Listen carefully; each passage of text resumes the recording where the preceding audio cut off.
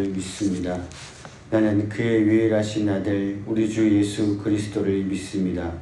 그는 성령으로 잉태되어 동정녀 마리아에게 나시고 본디오 빌라도에게 고난을 받아 십자가에 못 박혀 죽으시고 장사된 지 사흘 만에 죽은 자 가운데서 다시 살아나셨으며 하늘에 오르시어 전능하신 아버지 하나님 우편에 앉아 계시다가 죽은 자를 심판하러 오십니다. 나는 성령을 믿으며 거룩한 공교회와 성도의 교제와 죄를 용서받는 것과 몸의 부활과 영생을 믿습니다. 아멘. 찬송가 210장 찬송하겠습니다. 시온성과 같은 교회 210장입니다. 시온성과 같은 교회 그의 영광 한없다. 허락하신 말씀대로 주가 친히 세웠다. 반석 위에 세운 교회 흔들 자가 누구랴. 모든 원수 애워싸도 아무 근심 없도다. 생명샘이 솟아나와 모든 성도 마시니 언제든지 흘러넘쳐 부족함이 없도다.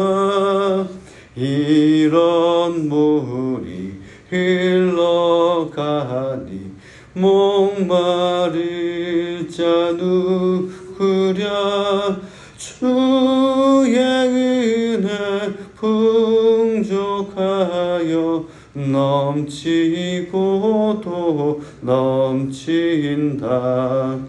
주의 은혜 내가 받아 시온 백성 되는데 세상 사람 비방해도 주를 찬송하리라.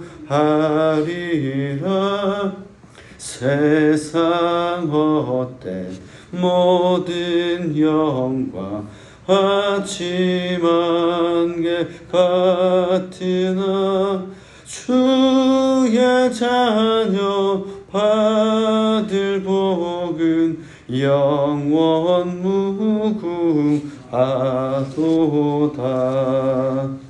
아멘. 오늘 수요일 세상 살아가는 셋째 날입니다. 나라와 민족을 위해서 함께 기도해주시기 바랍니다. 그리고 한국교회와 교회 지도자들을 위해서 함께 기도하시겠습니다. 기도하겠습니다. 하나님, 오늘 수요일 새벽에 합심하여 기도하며 간구하며 나갑니다. 하나님, 이 나라를, 대한민국 나라를, 이 민족을 주께 다시 올려드리며 나아갑니다.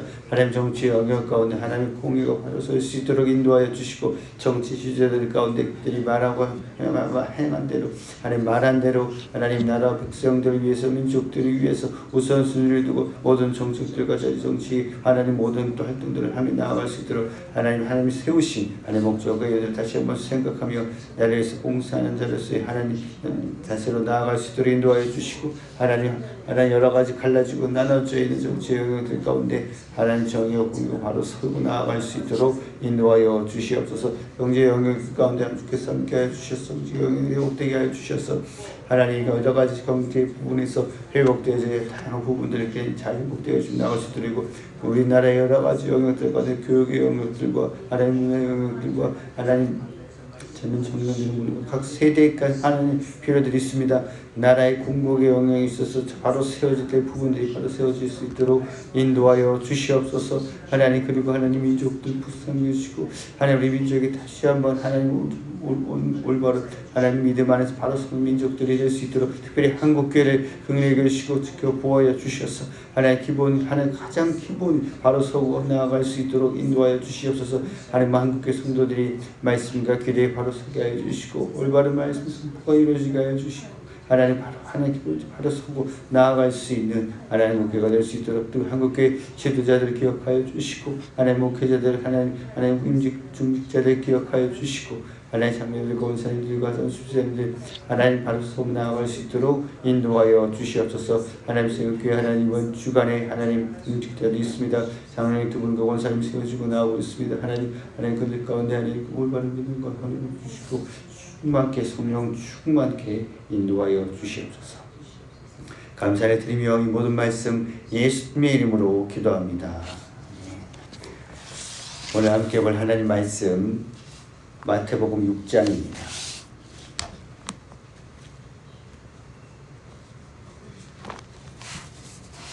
마태복음 6장 주기도문에 입장하는 말씀 9절에서 13절 마태복음 6장 9절에서 13절 교독하도록 하겠습니다. 그러므로 너희는 이렇게 기도하라. 하늘에 계신 우리 아버지여 이름이 거룩히 여김을 받으시오며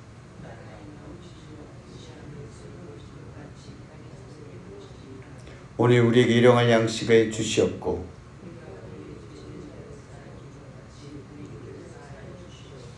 함께 했습니다. 우리를 시험에 들게 하지 마시옵고 다만 악에서 구하시옵소서. 나라와 권세와 영광이 아버지께 영원히 있사옵나이다. 아멘.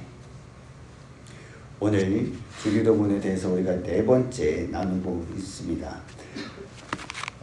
주기도문에 하나님을 향하여서 우리가 간구하는 두 번째 기도가 나라가 임하시오며라는 부분입니다. 이것이 세 번역으로 주기도문에서는 아버지의 나라가 오게 하시며 라는 기도입니다.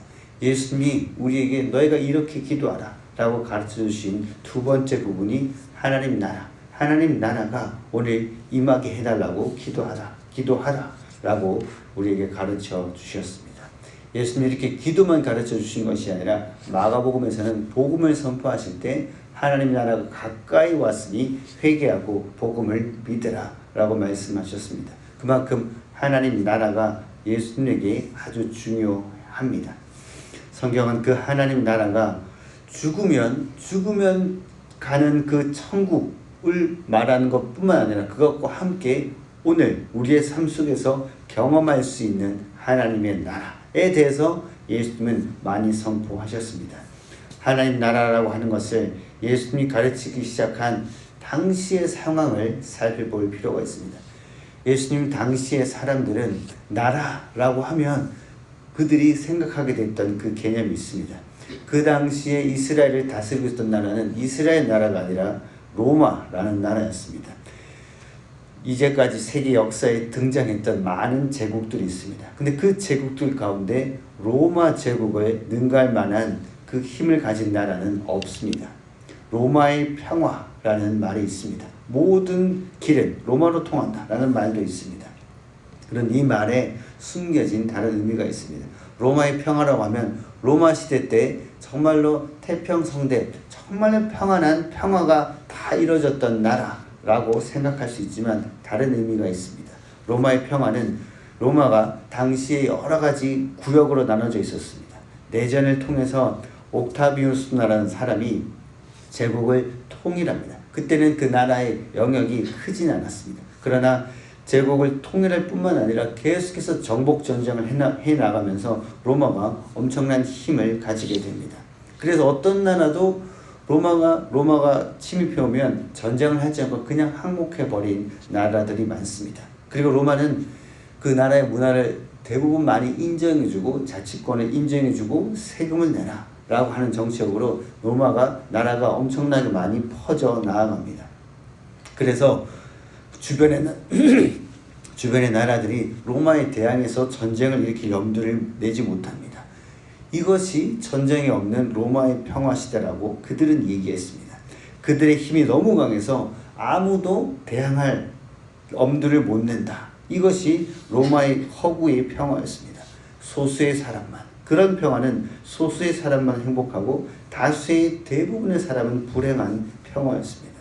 그리고 모든 길은 로마로 통한다라는 말은 이 로마가 길을 아주 넓게 잘 닦았습니다. 이 당시에 닦았던 로마의 길이 아직도 그대로 잘 유지되고 있는 길도 있습니다. 그 로마의 길이 어떻게 닦았냐? 한 단계로 흙만 다진 것이 아니라 여러 가지 굵은 자갈을 넣고 작은 자갈을 넣고 하면서 그 길을 아주 잘 닦아 놓았습니다. 근데 이 길의 목적이 전쟁을 위한 길이었습니다. 말과 마차가 빨리 전쟁하러 내전이 일어났을 때, 반란이 일어났을 때 빨리 진압하기 위한 길이었습니다.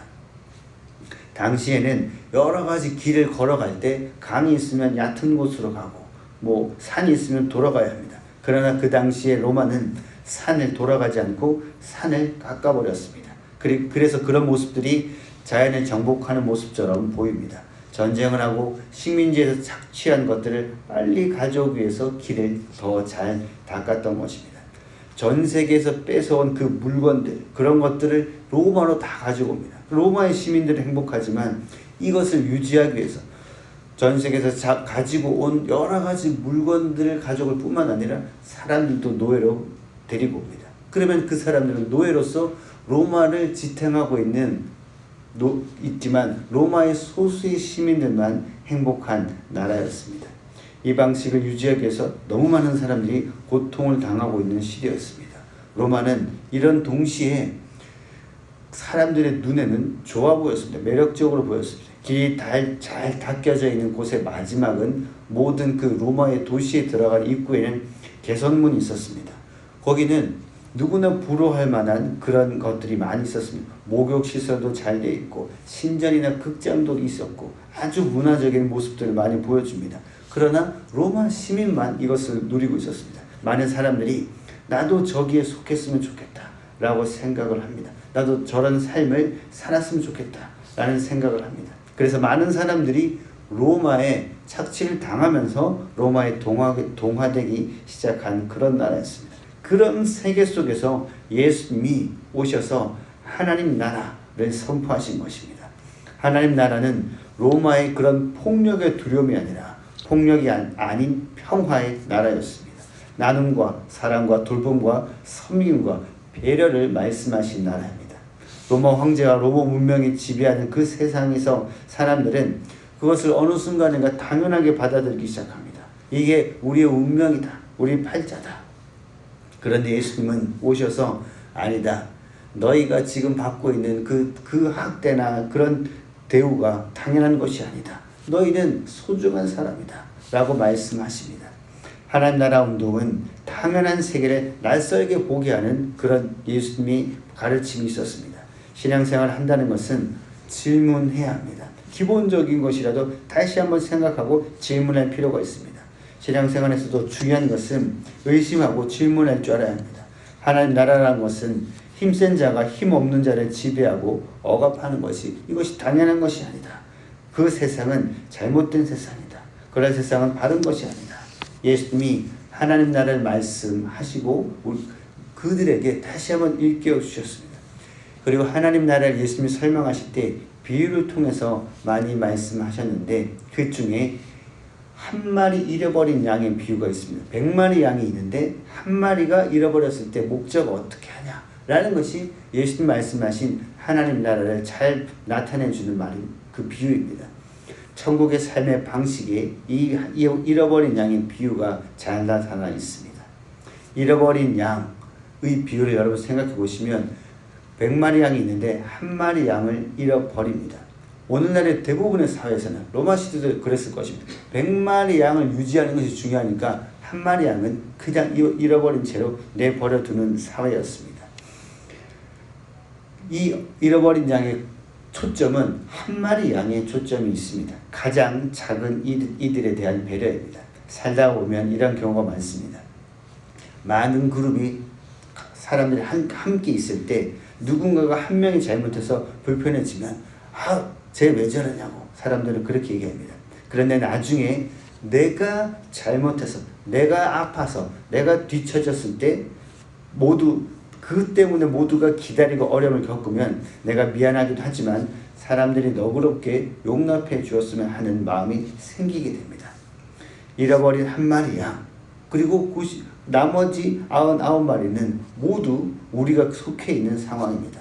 사람들은 늘 대부분 생각할 때 나는 그 나머지 99마리 양 가운데 속해 있다고 생각을 하게 됩니다. 늘 한 마리 양을 탓합니다. 누가 잘못해서 이런 일이 일어났냐? 왜 저러냐?